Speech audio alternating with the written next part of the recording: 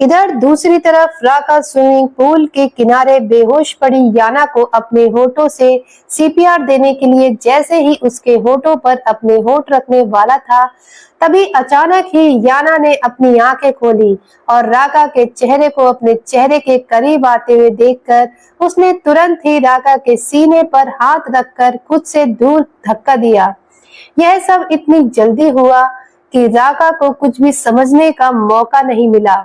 अचानक ही उसके कदम लड़खड़ा गए और इससे पहले कि वह कुछ समझ पाता, याना अगले ही पल उठकर बैठते हुए अपनी हरी आंखों से राका को घूर कर देखते हुए बोली, तुम्हारी हिम्मत कैसे हुई मेरे लिप्स को टच करने की? और याना को अचानक होश में देखकर राका अपनी आंखें हैरानी से बड़ी करते हुए बोला, तुम होश में हो? तुम्हें क्या लगा तुम्हारे पानी में धक्का देने से मैं डूब जाऊंगी? याना नाम है मेरा, मैं तो बस तुम्हारे साथ खेल रही थी। तुमने मुझे पानी में धक्का दिया और फाइनली अब तुम भी उसी में हो।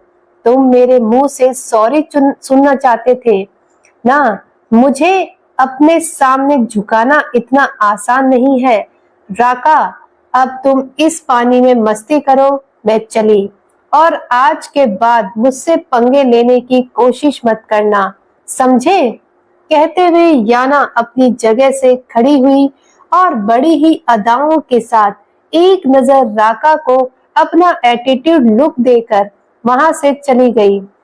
और राका याना को तो बस जाता हुआ देखता ही रह गया। अब वह समझ चुका था कि याना ने उसका पोपट बनाया है और अब वह गुस्से से दांत पीसते हुए पानी में ही अपना पंच मारते हुए बोला, तुम्हें तो मैं देख लूंगा, तुम बहुत गलत इंसान से टकराई हो। इधर दूसरी तरफ रॉकी और नताशा अब तक एक दूसरे की आंखों में देखते हुए धीरे धीरे दोनों एक दूसरे में इतना खोते गए कि कुछ पल के लिए तो दोनों भूल ही चुके थे कि वह दोनों इस वक्त कहाँ हैं। नताशा के लिए तो यह सब एक सपना की तरह था, लेकिन रॉकी के दिल में आज एक हलचल थी। वह नहीं समझ पा रहा था यह क्या है, लेकिन न जाने क्यों उसे नताशा की आंखें बहुत अच्छी लग रही थी। उन आंखों में आज एक मासूमियत और कुछ गहराई थी। ऐसा लग रहा था जैसे चांद की चांदनी उन आंखों में उतर आई हो। वह बहुत चमक रही थी। दोनों की दिल की धड़कनें अचानक ही फास्ट होने लगी थी। नताशा को तो फिर भी अपनी फीलिंग का एहसास था, पर रॉकी के लिए यह काफी अनोखा था। ऐसा तो वह आशी के आसपास होने पर फील करता था, एक शांति का सुकून। नताशा के दोनों हाथ रॉकी के कंधों पर थे और रॉकी के दोनों हाथ नताशा की कमर पर। रॉकी ने इस वक्त अपना गिटार साइड में रख दिया था और अब दोनों ही एक खूबसूरत और रोमांटिक कपल की तरह डांस कर रहे थे। रॉकी कभी कभी नताशा की एक उंगली को पकड़कर उसे हल्के हल्के गोल गोल घुमा रहा था और नताशा गाने की बीट पर डांस करते हुए सिर्फ रॉकी के चेहरे की तरफ देख रही थी। खूबसूरत म्यूजिक उन दोनों के लिए यह समा रोमांटिक बना रहा था। दोनों अभी एक दूसरे में खोए ही थे और तभी अचानक वहां खड़ी ऑडियंस जोर जोर से ताली बजाने लगी और तालियों की आवाज उस पूरे स्टेडियम में गूंज गई। और ऐसा होते ही अचानक ही रॉकी अपने होश में आया। अगले ही पल वह हैरानी से अपनी नजर घुमाकर पूरे स्टेडियम में खड़े लोगों की तरफ देखने लगा। फिर हैरानी से उसने एक बार फिर नताशा को देखा। अचानक रॉकी को एहसास हुआ कि उसने नताशा को उसकी कमर से पकड़ रखा था और दोनों के बीच काफी नजदीकियां थी। यह देखते ही रॉकी को न जाने क्या हुआ।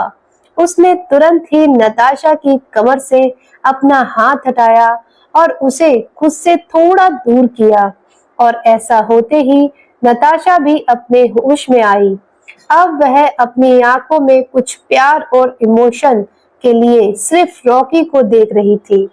कुछ पल बाद वह अपनी नजर इधर उधर करने लगी और तभी अनाउंसर एक बार फिर मुस्कुराते हुए नताशा के पास आया और उसे एक माइक देते हुए अनाउंस करते हुए कहा, तो मिस, कैसा लगा आपको अपने सुपरस्टार के साथ इतना खूबसूरत टाइम बिताकर?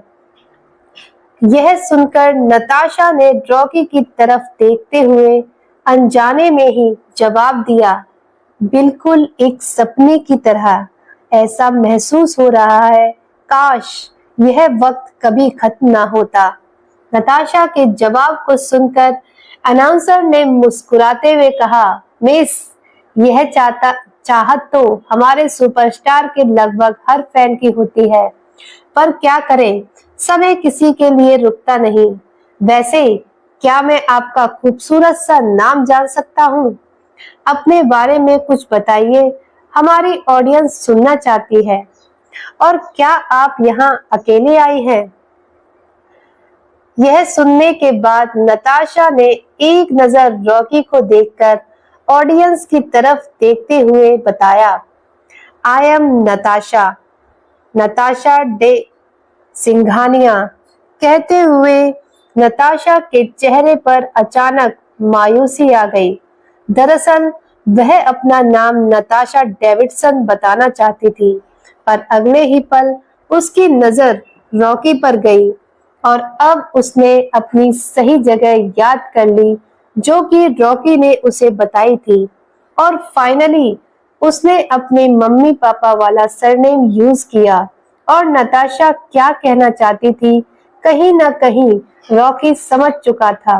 अचानक ही वह हैरान रह गया, लेकिन इससे पहले कि नताशा ने अपने शब्दों को संभाल लिया था, तभी नताशा ने एक बार फिर ऑडियंस की तरफ देखते हुए बताया, मैं यहाँ अपने दोस्त के साथ आई हूँ। कहते हुए उसने समर की तरफ इशारा कर दिया और समर जो ऑडियंस के बीच खड़ा था, मुस्कुराते हुए हाथ हिलाकर आगे की तरफ आया। अब अनाउंसर खुश होते हुए समर को भी स्टेज पर आने का इशारा करता है। समर भी मुस्कुराते हुए, उछलते हुए, थोड़ा टशन दिखाकर स्टेज पर नताशा के बगल में जाकर खड़ा हो गया। और अब जैसा कि हर अनाउंसर पॉपुलैरिटी के लिए फैंस के साथ थोड़ी कंफर्टेबल को बढ़ाते हुए अपनी बात आगे बढ़ाते हैं, वैसे ही यहाँ भी समर की तरफ इशारा करते हुए मुस्कुराकर नताशा की तरफ देखते हुए समर से उसके आगे माइक करते हुए बोला, हेलो हैंडसम, तुम्हारा नाम क्या है और तुम मिस ब्यूटीफुल के फ्रेंड हो या बॉयफ्रेंड? यह सुनकर रॉकी के कान खड़े हो गए। समर ने मुस्कुराते हुए एक नजर नताशा, रॉकी और ऑडियंस को देखते हुए हाथ हिलाकर खुश होते हुए जवाब दिया, हेलो, मेरा नाम समर है और हम दोनों एक अच्छे दोस्त हैं। समर के मुंह से जवाब सुनकर अनाउंसर मुस्कुराते हुए बोला, ओह, जस्ट फ्रेंड अभी के लिए, लेकिन आगे चलकर बॉयफ्रेंड भी बन जाओगे। अनाउंसर की बात सुनकर नताशा और समर एक दूसरे का चेहरा देखने लगे। रॉकी के भी कान खड़े हो चुके थे, उसकी आंखों में भी हैरानी थी। समर और नताशा कंफ्यूज थे। इससे पहले कि वह दोनों कुछ जवाब देते, तभी अनाउंसर मुस्कुराते हुए बोला, मैं बस एक मजाक कर रहा था, लेकिन मैं भगवान से प्रार्थना करूंगा कि तुम दोनों हमेशा के लिए एक कपल रहे। वेल, आप लोगों से मिलकर अच्छा लगा, अभी आप जा सकते हैं। अब अनाउंसर की बात सुनकर समर और नताशा एक बार फिर हैरान थे। रॉकी भी हैरान था क्योंकि आसपास सभी ऑडियंस, यहाँ तक कि अनाउंसर भी उन दोनों को कपल होने की विश कर रहे थे, जो सुनकर रॉकी के हाथों की मुट्ठियां कसने लगी थी। लेकिन तभी समर अपना टशन दिखाते हुए रॉकी के सामने ही नताशा का हाथ पकड़कर स्टेज से उतरने लगा और यह चीज रॉकी बस देखता ही रह गया। नताशा एक नजर पलटकर रॉकी की तरफ देख रही थी, लेकिन शायद उसे रॉकी से किसी भी एक्सप्रेशन या एक्शन की उम्मीद नहीं थी। नताशा और समर देखते ही देखते रॉकी की आंखों से ओझल होते हुए ऑडियंस के बीच गायब हो गए। पर एक चीज आज बहुत अजीब थी कि रॉकी और नताशा और समर को तब तक देख रहा था जब तक वह दोनों उसे दिख रहे थे, और अचानक ही जब वह ऑडियंस के सामने गायब हुए, न जाने रॉकी की आंखों में क्या बेचैनी थी। तभी अनाउंसर रॉकी के सामने आते हुए मुस्कुराकर रॉकी से कंसर्ट खत्म करने के लिए कहता है, जिसे सुनने के बाद रॉकी एक नजर ऑडियंस की तरफ देखकर शायद नताशा को एक बार फिर देखने की कोशिश कर रहा था, पर वह तो उसे दिख ही नहीं रही थी। और फाइनली रॉकी अपने लास्ट फाइनल सॉन्ग को गाकर इस कंसर्ट को खत्म कर चुका था। अब वह काफी परेशान सा लग रहा था। कंसर्ट खत्म होते ही कंसर्ट ऑर्गेनाइजेशन टीम रॉकी के लिए कुछ खाने और ड्रिंक वगैरह की चीज लेकर आए ताकि वह रिफ्रेश हो सके, लेकिन न जाने क्यों रॉकी को इन चीजों में इंटरेस्ट नहीं था। वह तेज कदमों के साथ बिना उन लोगों से कोई बात किए और बिना अपने मेकअप को रिमूव किए जल्दी जल्दी हाथ में लिया हुआ शर्ट पहनते हुए वहां से निकल गया। इस वक्त रात के 2 बज चुके थे। अब रॉकी अपनी गाड़ी में बैठ चुका था। गाड़ी में बैठे हुए ड्राइवर कार ड्राइव कर रहा था, लेकिन रॉकी पीछे काफी परेशान लग रहा था। न जाने क्यों बार बार उसकी आंखों के आगे नताशा का वह चेहरा, वह आंखें और समर का उसका हाथ पकड़ना याद आ रहा था, जिन्हें याद करते हुए उसे अपने अंदर बेचैनी और गुस्सा सा महसूस हो रहा था। पर वह यह समझने की कोशिश कर रहा था कि आखिर उसे गुस्सा क्यों आ रहा है। इधर दूसरी तरफ समर और नताशा पार्किंग एरिया में अपनी बाइक के पास आ चुके थे। समर ने निकलने से पहले अपना मोबाइल निकाला और एक बार फिर आशी को टेक्स्ट मैसेज किया। आशी जो इस वक्त अपने कमरे में क्रिश के सीने से लगे हुए उसकी बाहों में सोई हुई थी, पर उसकी नींद गहरी नहीं थी। अचानक मोबाइल पर मैसेज नोटिफिकेशन आते ही वह जल्दी से क्रिश के सीने से अपना सर उठाकर पीछे पलटकर टेबल से अपना मोबाइल लेती है। वह अब जल्दी से अपने बदन पर ब्लैंकेट संभालते हुए उठकर बैठी और मैसेज पढ़ने के बाद उसके चेहरे पर एक प्यारी सी मुस्कान आएगी। अब उसने जल्दी से एक और मैसेज टाइप किया और समर को सेंड किया।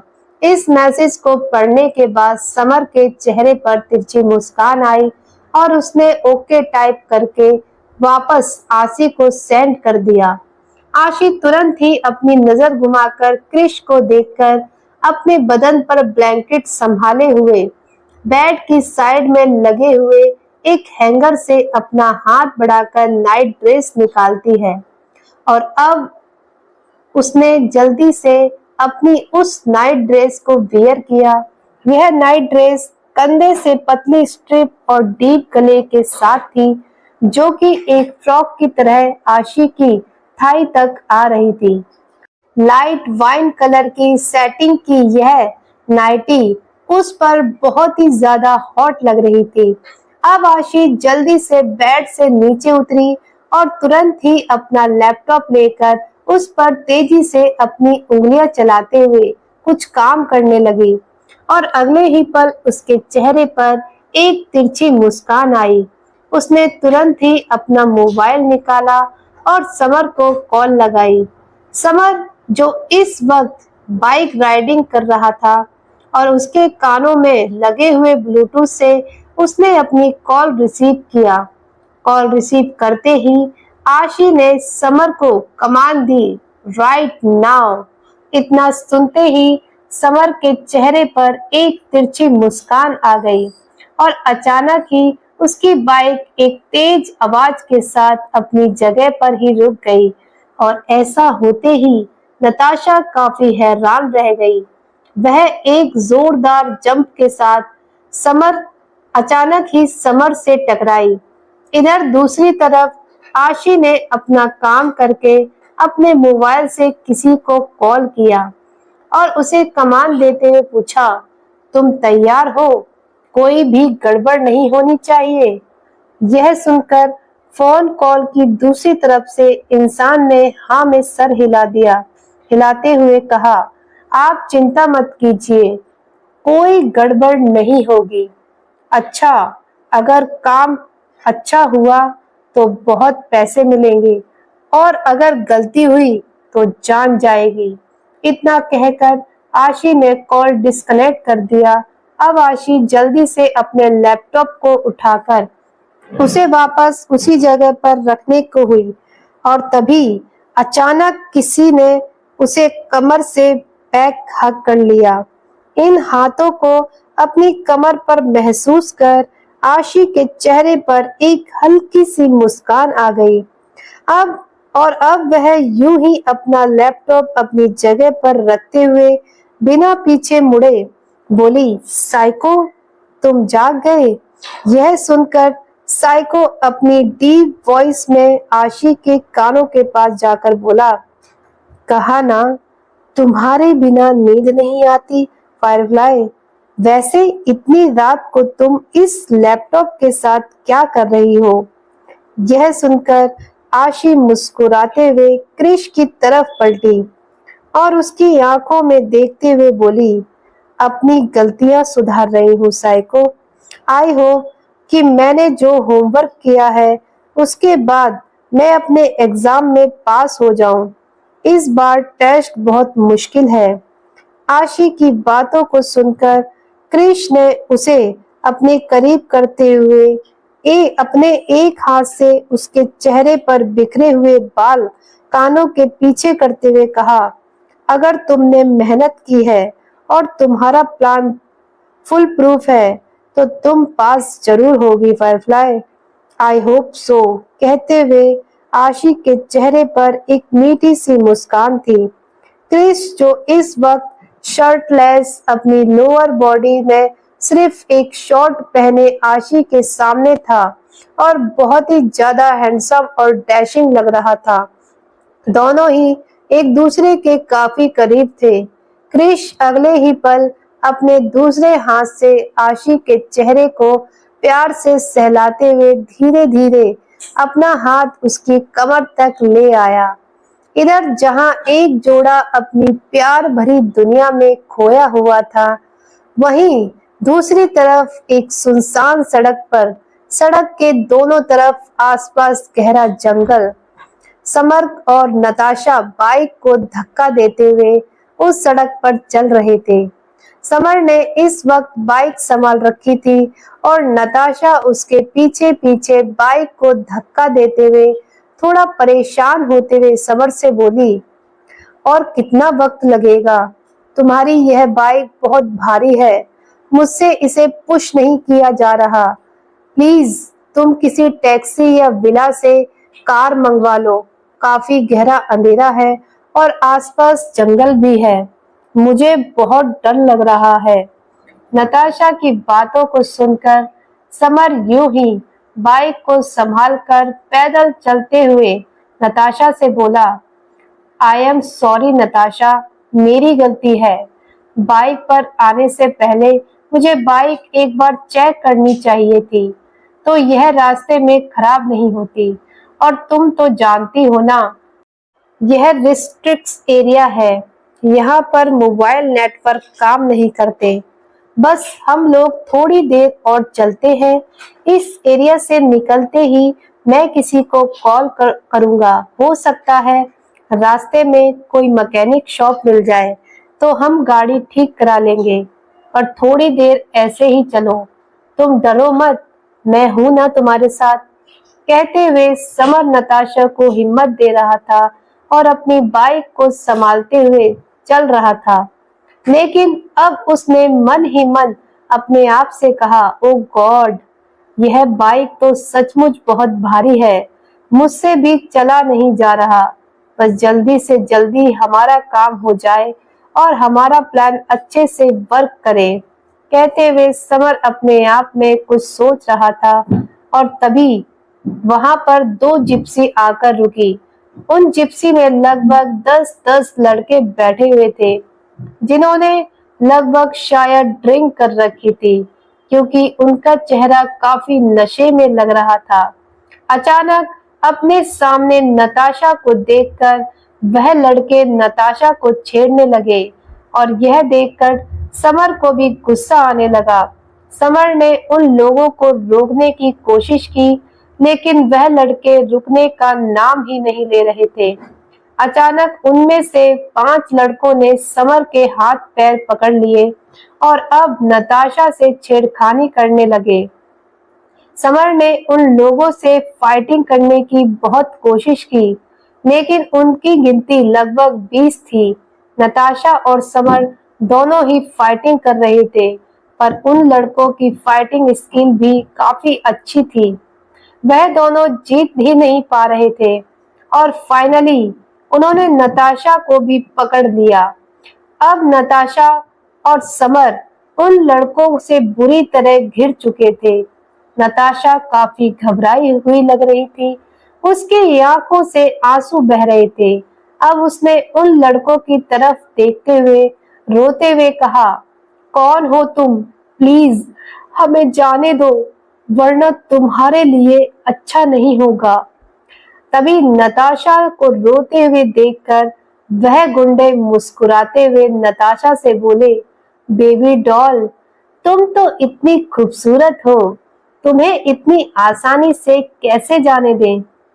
तुम डरो मत, हम लोग तुम्हारे साथ थोड़ा एंजॉय करेंगे, उसके बाद तुम्हें जाने देंगे। कहते हुए वह लड़के जोर जोर से हंसने लगे और समर उन लड़कों को देखकर चिल्लाते हुए बोला, तुम्हारी इतनी हिम्मत कि तुम मेरे सामने यह बकवास करो, मैं तुम्हें छोड़ूंगा नहीं।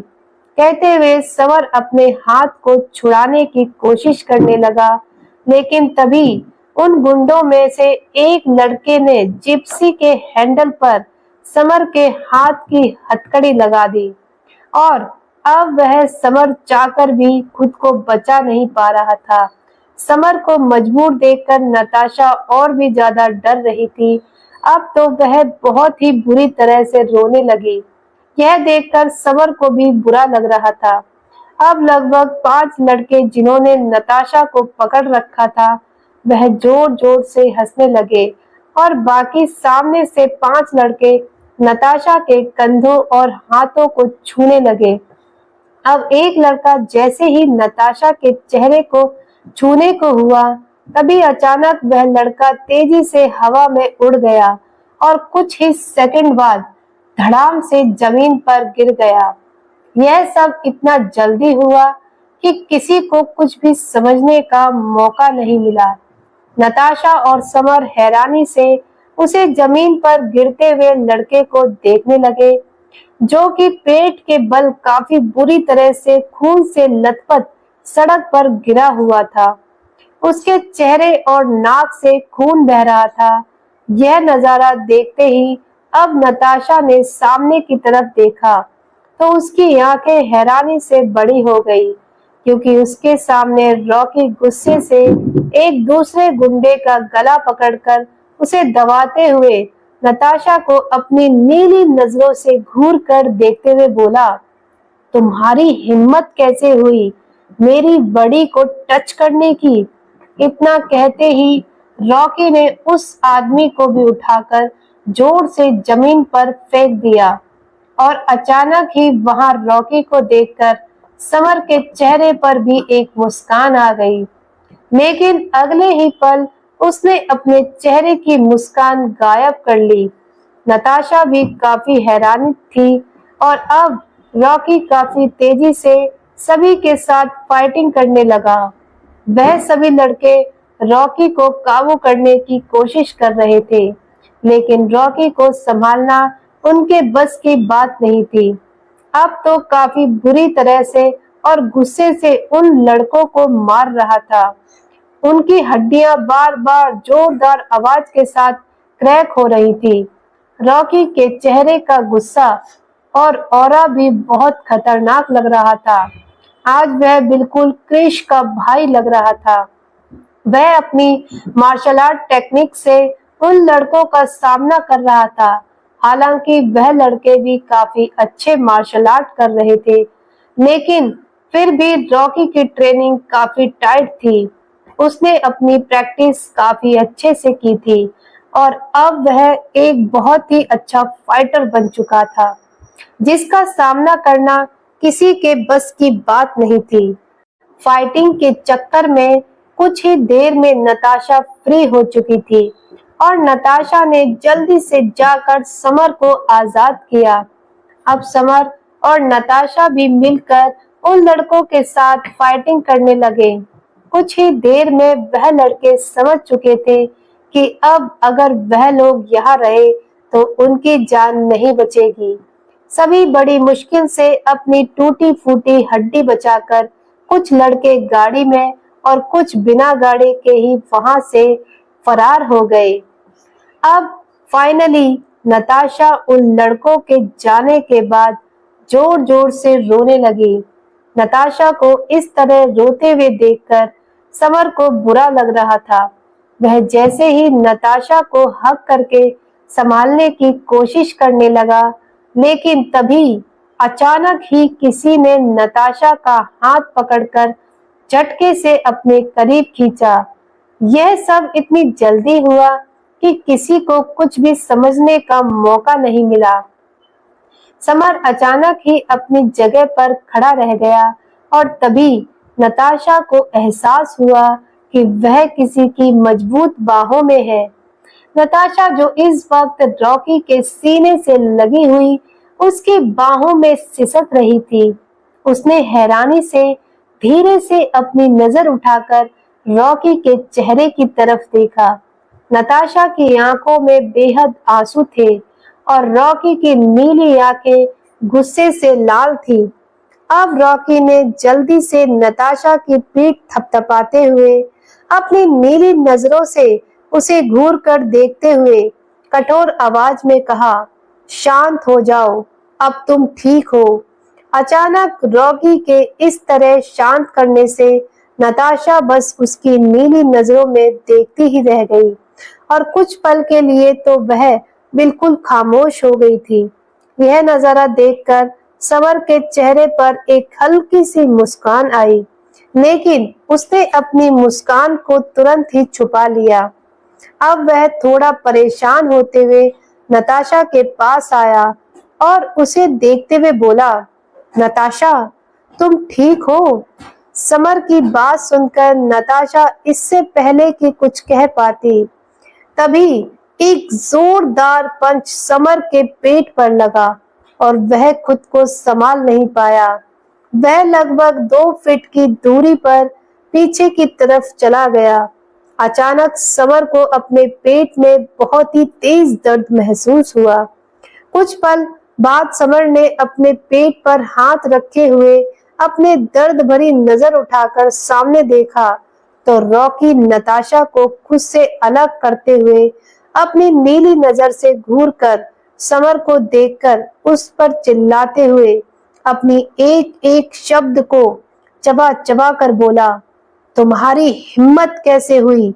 जब लड़कियां संभाल नहीं सकते तो उनके साथ घर से बाहर आते ही क्यों हो?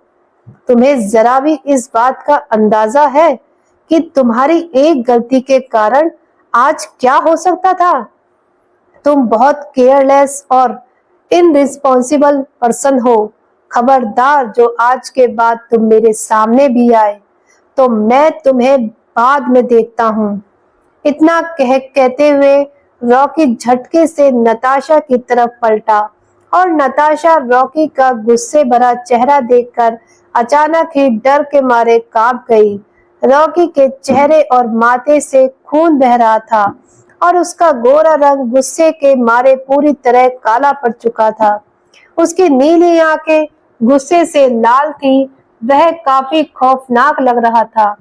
हाथों और शर्ट के आसपास से भी खून बह रहा था, जिसे देखकर साफ बताया जा सकता था कि उसे काफी चोट लगी है। तभी रॉकी गुस्से से नताशा के पास आया और बिना नताशा की कोई बात सुने उसका हाथ पकड़कर झटके से उसे कार के अंदर धकेल दिया। एक हल्की आवाज के साथ नताशा खुद को संभाल नहीं पाई और कार की पिछली पैसेंजर सीट पर जा गिरी।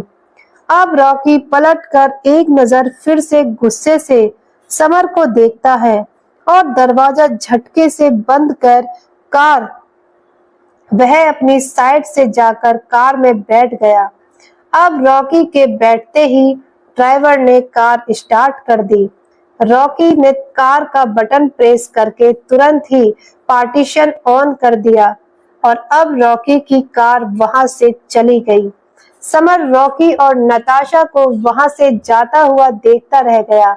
समर को अपने पेट में और चेहरे पर बहुत दर्द हो रहा था, क्योंकि उसे भी काफी चोट लगी थी।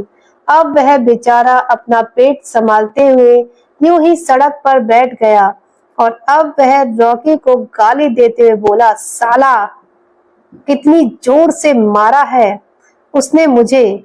ओए माँ, यार यह साइड कैरेक्टर होना भी इतना आसान नहीं है।